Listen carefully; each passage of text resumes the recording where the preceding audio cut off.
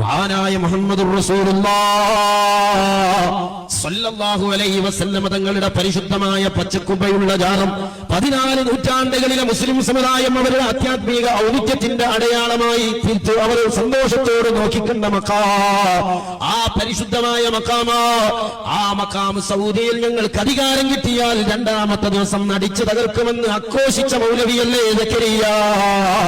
അന്ന് അള്ളാന്റെ ഹബീബിന്റെ പച്ചക്കുപ്പ തകർക്കുമെന്ന് ഓരിയിട്ട സക്കരിയുടെ മുമ്പിലെ പ്രവാചക പ്രേമത്തിന്റെ പ്രകീർത്തനങ്ങളെ പുഷ്കലമായ ഹൃദയങ്ങളിലേക്ക് കൈമാറി തന്ന ആധുനിക മുസ്ലിം കൈരളിയുടെ പ്രേമവാചനമായ കുണ്ടൂർ ഉസ്താദ്, മഹാനായ കുണ്ടൂർ ഉസ്താദ് അന്ന് തിരിച്ചടിച്ചു. അള്ളാന്റെ ഹബീബിന്റെ കുബ്ബ തകരില്ല, തകരാൻ പോകുന്നത് കുബ്ബ തകർക്കാൻ തീരുമാനിച്ചവനാണെന്ന മഹാനായ കുണ്ടൂർ ഉസ്താദിന്റെ വാചകങ്ങൾ അന്വർത്ഥമാക്കപ്പെടുന്നു കേരളീയ ചരിത്രത്തിൽ. സക്കരിയ പറഞ്ഞ വാക്ക് നോക്കുങ്ങൾ. ഒരുപാട് ജാരങ്ങൾ തകർത്ത നിങ്ങൾ ആര് സൗദി ഭരണകൂടം എന്താണ് ആ കുബ്ബ തകർക്കാത്തത്? എടോ, സൗദിയിലെ ഭരണം ഞങ്ങൾക്കൊന്നല്ലല്ലോ. ഞങ്ങൾക്ക് താർക്കാൻ കേന്ദ്രത്തിന് ഭരണം കിട്ടിയാലല്ലേ ഞങ്ങൾക്ക് താർക്കാൻ കഴിയുള്ളൂ.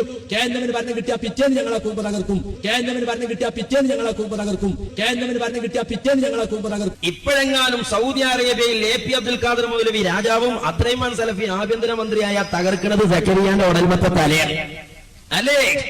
KNM-നെങ്ങാനും സൗദി അറേബ്യയിൽ അധികാരം കിട്ടിയാൽ സൗദിയുടെ എയർപോർട്ടിൽ സക്കരിയ സുലൈന്റെ നേതല് കാണാൻ പറ്റൂല.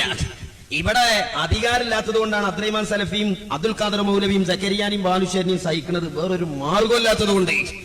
ഇനി നിങ്ങൾ നോക്ക് സഹോദരങ്ങള്, ഞാൻ എന്റെ വിഷയത്തിലേക്ക് തന്നെ തിരിച്ചു വരികയാണ്.